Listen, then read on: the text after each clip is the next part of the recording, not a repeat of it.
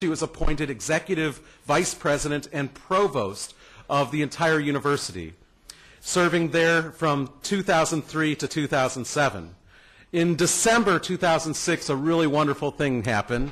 She was elected president of our university, where she was able to come back to her roots. She became the first woman ever in the over 100-year history of this great institution to serve in that capacity. And by all accounts, her tenure so far, although brief because she's just arrived, has been extraordinarily successful.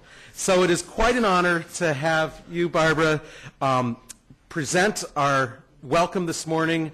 And in honor of your presentation today, and because it's a little colder in Cleveland than down in Columbus, I do have a Cocksetter sweatshirt to provide you to keep you warm on the coming winter nights. So thank you.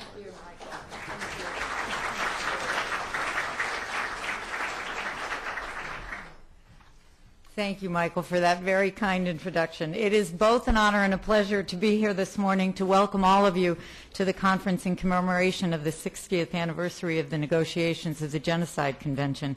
It's an honor, of course, because the topic is so very important, and a pleasure because I'm so proud of the work of the Frederick Cox International Law Center here at the law school.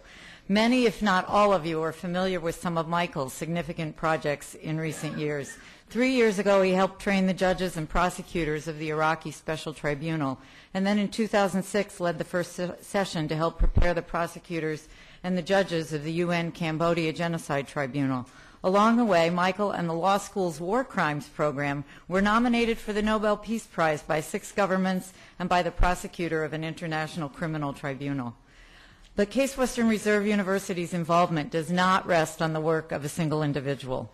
Through the War Crimes Research Lab, our professors and students have prepared more than 150 research memoranda for 6 international war crimes tribunals. More of our students have served as interns of tribunals than students of any other law school in the world. And a recent law school graduate is among the attorneys prosecuting Charles Taylor in The Hague. Another graduate has spent the past 3 years working as a legal advisor to the judges of the Rwanda Tribunal. Our center has a blog that ranked highest among international law blogs in last year's Weblog Awards. More recently, we added an electronic newsletter, the War Crimes Prosecution Watch, that has gained 15,000 subscribers in little more than a year. Case Western Reserve's commitment to excellence in international law is longstanding. As Michael mentioned, I began my academic career here at Case Western Reserve University, and when I started, one of my friends and colleagues was Henry King, former prosecutor in the Nuremberg trials, who is continuing in his role as a faculty member and a leader in international law here at the university. Professor King is among 3 former Nuremberg prosecutors appearing on one of this morning's panels, The Origins of the Genocide Convention from Nuremberg to Lake Success. That session and one other offer an invaluable opportunity for all of us to reflect on the history of the landmark UN Genocide Convention, first authored in 1947 and then adopted the following year. But today's conference goes beyond consideration of that historic moment to discussion of such important contemporary issues as the use of force to stop genocide, prosecuting and defending individuals accused of genocide, and the current role of the International Court of Justice. The speakers gathered today represent an impressive group of individuals who have not only thought deeply about these issues, but had direct experience in handling cases.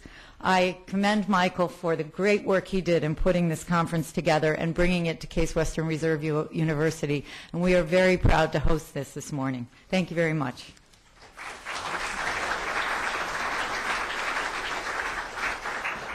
Thank you so much, President Schneider. It's a wonderful way to kick off this event. Thank you.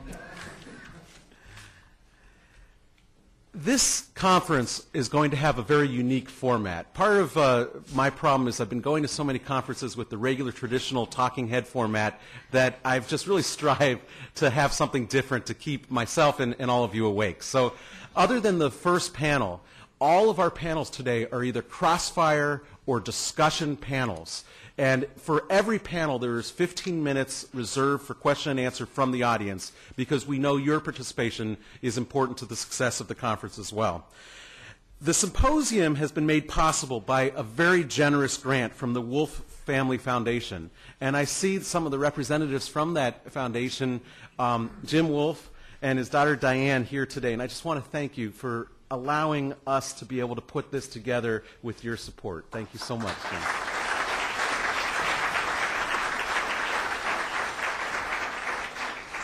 As in the past, we've had some very helpful co-sponsors, and one of those is the International Bar Association. And Mark Ellis, I want to thank you again for all of your support of you and your organization for our events. It's also being co-sponsored by the Robert Jackson Center in Chautauqua. And Greg Peterson, where are you today? There you are at the very back. Thank you again, and we love the collaboration we have with your center out there. It's also being co-sponsored by the Irish Center for Human Rights in Galway, Ireland, my home away from home, and Bill Shavis. Are you? There you are. Thank you, Bill. And I also want to thank all of our expert speakers who are in the first couple of rows, some of whom have traveled halfway across the world, including we have speakers from Baghdad. We have speakers from coming all the way from Cambodia. People have really made a great effort to make this an extraordinary conference, and you're going to really enjoy the presentations and insights that they bring to us. I also want to thank the staff of the centers of the law school, and in particular Nancy Pratt and Alice Simon, who handled the conference logistics, and of course the editors of the Journal of International Law. Brianne Draffin is the Symposium editor. Is Adam here in the room? Adam, the editor-in-chief, has been a huge help, and the other members that you've recruited to help us with this, as well as those members of the International Law Society who are helping us with our logistics. And the Journal of International Law will be publishing a symposium issue, as we've done in the past, on this, which we, through the support of the Wolf Foundation, will be providing to 1,000 experts and others around the world so that we can make a difference in the fight against genocide. The Journal of International Law has come up with an interesting suggestion, which I wholly support, and that is that this symposium and the symposium issue be dedicated to case Professor Henry King. And Barbara has mentioned Henry earlier. I thought that this is a great idea, and in addition, I'm pleased to use this opportunity to announce the establishment of the Henry T. King Fellowship.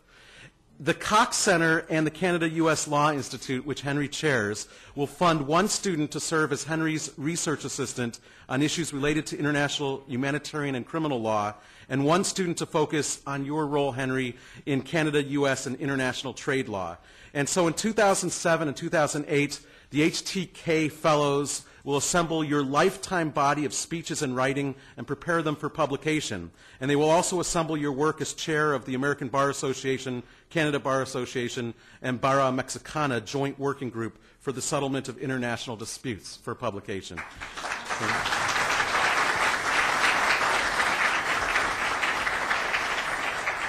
Henry, you're the spirit of our law school. Thank you for your outstanding contributions to the law, to the university, and also to me personally as a mentor here. Finally, this event is serving as a regional conference of the International Law Association and the annual meeting of the International Association of Penal Law, as well as a regional meeting of the American Society of International Law, some great institutional partners. To tell you more about the International Association of Penal Law, which is also called the AIDP, based on its French acronym, and to present the award for the AIDP Book and Article of the Year Award, is last year's Book of the Year Award winner, a good friend and an excellent colleague, Professor Michael Kelly, Professor of Law from Creighton University. Michael?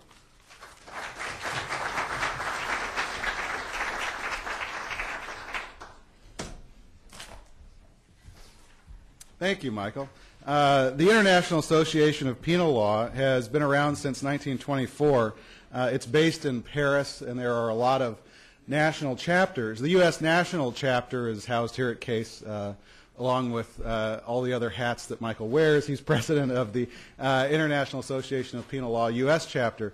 And what we have done for the past several years is award an outstanding book award, an outstanding article award in the field of international criminal law.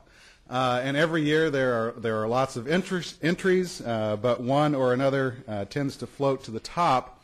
The books that are displayed up here on the screen were this year's candidates for the 2007 Book of the Year Award. Michael Scharf and Greg McNeil assembled the Saddam on Trial book, Understanding and Debating the Iraqi High Tribunal. It's a series of essays by several leaders in our field, and it asks a series of guiding questions, such as, was it a mistake to have the trial in Baghdad? Were the proceedings fundamentally fair? Was there a legitimacy quotient sufficient to carry the trial off? What precedents did it solve? A second book that was up for consideration by Mark Drumble is Atrocity, Punishment, and International Law. Mark's book undertook an on-the-ground review of sentencing in Rwanda, Bosnia, East Timor, and actually assembled a very persuasive argument to call for a broader-based response to atrocity beyond just adversarial proceedings, to include restorative, reparative, and reintegrative justice measures. The third book that the review committee considered was War Crimes and Just War by Larry May, an excellent book that actually takes a different look at international crimes and war crimes law and considers war crimes as crimes against humanness rather than violations of justice, a very different tack on that issue. The committee decided unanimously that the award this year should go to Mark Drumble's book, Atrocity, Punishment, and International Law. It's a book that has a lot of heart and a lot of soul, and that's very difficult for a law book to have. So, Mark, if you'll come down, we'll give you this award.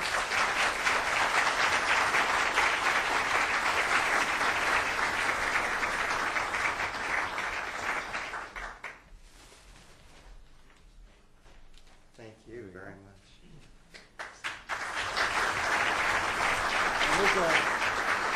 Here's a copy of the book. I would highly recommend it to all of you, as well as the other two candidates for this year's award. Thank you, Mark. Thank you. And there's a website for it. Available at Cambridge University Press. The Article of the Year award goes to a really, really outstanding piece with the title From the X-Files, EX, not X, an essay on trading peace for justice that appears in Volume 63 of the Washington and Lee Law Review, 2006. This outstanding article, and one that I have started using in my international criminal law class in violation of copyright, I'm sure, really gets students excited about the prospect of trading peace for justice. And the author disabuses readers of the notion that this is truly a Hobson's choice. The author is Michael Scharf.